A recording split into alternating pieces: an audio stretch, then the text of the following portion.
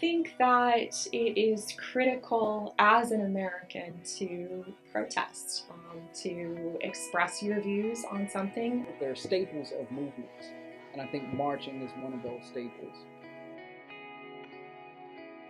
There's a strand right now to talk about the Women's March as being both unique in American history and also something that doesn't focus on issues that affect all Americans, and that maybe only affect a certain subset, or that only certain women participated in said march. And that is something that, when we place it in historical context, doesn't ring true. People have marched for various reasons, and marches have been very successful at shaping policy and perspective past that point in time. Suffrage Parade did kind of further this acceptance of marching on Washington. It's one of the first major showings in terms of women's issues. They marched the day before Wilson's inauguration. And so this was a way of showing the new president that these issues were important to women, and to get women to show up and talk about the issue. So I think it was a great way to help set the tone for Wilson's administration, to say, you know, you're not going to lead this country unchecked, that you're being watched, and we're going to keep moving and mobilizing until the change we seek is met.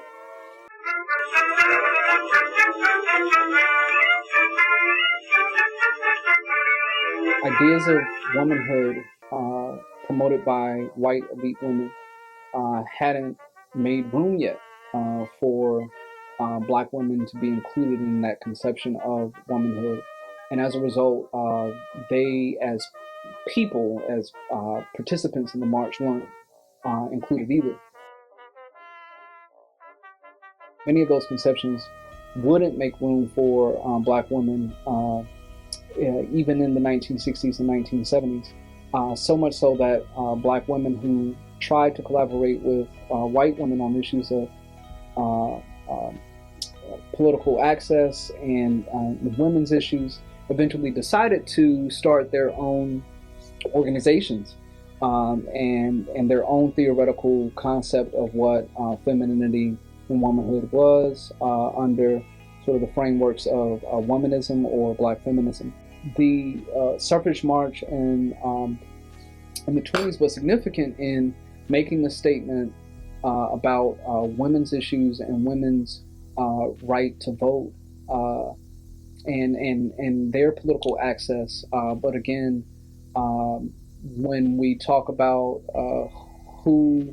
how do you organize a march, who leads it, what are the issues around which people organize a march, sometimes and oftentimes people get left out of those details.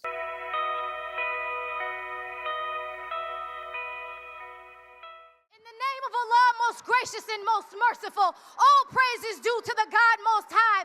First, I want to tell you, I stand here as an African-American Muslim woman. For this march in particular, I think the women who organized it were deliberate about being intersectional, and that idea of intersectionality emerges out of Black women's critiques of the failures of white feminism. And so the fact that this march in 2017 was going to make that point, not only rhetorically, but also demonstrated on stage, demonstrated in terms of who organized it, who had a voice, and then once the march took place, who got to say what on the stage, was, to me, significant and unprecedented.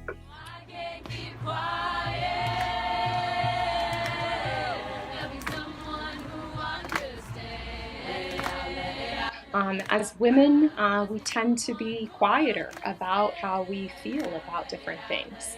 And when we do speak about them, we tend to face very harsh criticism to them.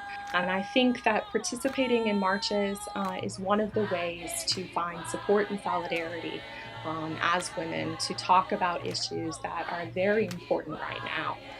And to do it as a group where you feel supported and also that you have an avenue to get this message across. There is strength in numbers, and there is strength in talking about issues in a group setting. And marches play a big role in doing that.